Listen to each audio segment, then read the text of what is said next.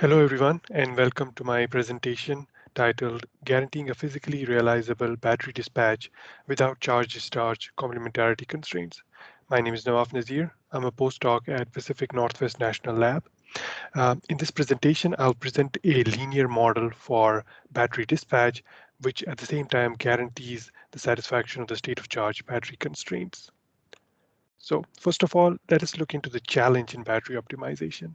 So this model over here on the right shows a typical battery model with charge and discharge efficiencies NC and ND and charge and discharge power PC and PD. So this equation relates the state of charge with the power, and then we have constraints on the state of charge and the power limits. But then physical batteries cannot also simultaneously charge and discharge, which results in this non-convex complementarity constraint. And this can also be expressed as a mixed integer program. The issue is that this is not scalable. It's computationally expensive. So for very large systems, it takes very long time to solve. So we want something more scalable.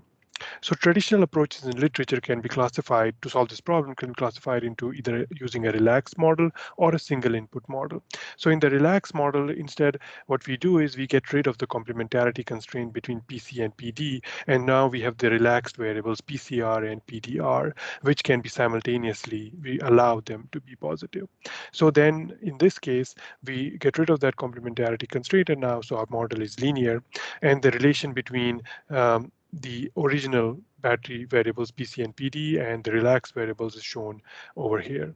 Whereas for a single input model, what we do is we consider a single variable PB, which is equal to PC minus PD, and some single efficiency eta. So in this case, again, we can express the simplified state of charge for this model is given by this. So what we show in this paper is through this lemma 3.1, which is linked in this paper that we've submitted. What we show is that if we have these variables, PBPC for the exact model and PCR, PDR for the relaxed model, which satisfy these conditions, then we can show that the state of charge of the actual battery lies between the state of charge for the which we get for the relaxed model and what we get from the single input model. And the difference between the state of charge can also be quantified with this upper limit, which depends upon the battery efficiencies and also the Pmax.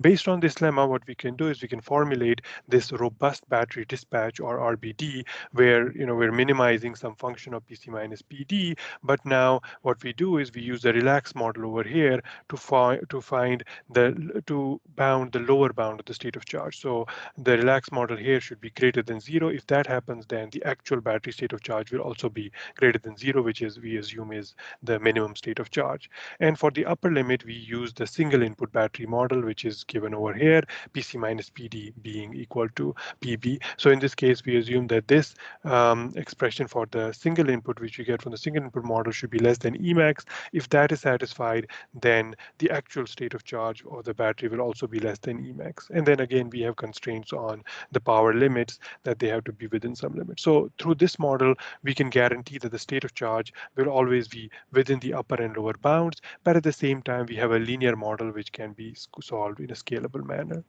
So based on this, we show some simulation results. So the figure on the left just shows some tracking results here. We're tracking some PREF, and PB is the actual battery power, and the resulting state of charge of the battery is shown over here with the line in cyan, the state of charge which we get from the single input model, and the red and the blue being the actual state of charge of the battery and what we get from the relaxed model. And we can see that in this case, the actual state of charge of the battery is within the relaxed and the single input model, and it always is within the upper and lower bound. So we are guaranteed that the state of charge of the battery will be within the upper and lower state of charge bounds. And the table over here just shows the solve time and the RMSE comparison for this robust battery dispatch if we have and comparison with the mixed integer program and an NLP. And we can see from the results that as we increase the size of the problem or the number of the batteries increase, the solve time for the robust model, it does not increase very much. So we can solve even up to 1,000 batteries with around 22 seconds. But if we use the mixed integer, we can see that the solve time grows rapidly, and then it doesn't even solve beyond 200 batteries. Similarly, for the NLP, the solve time also grows large, and also we can see that that the RMSE is actually better for RBD as compared to the NLP, because the NLP provides us with a local solution sometimes. So, there's you can actually get better results by using this robust model, even for the optimal solution.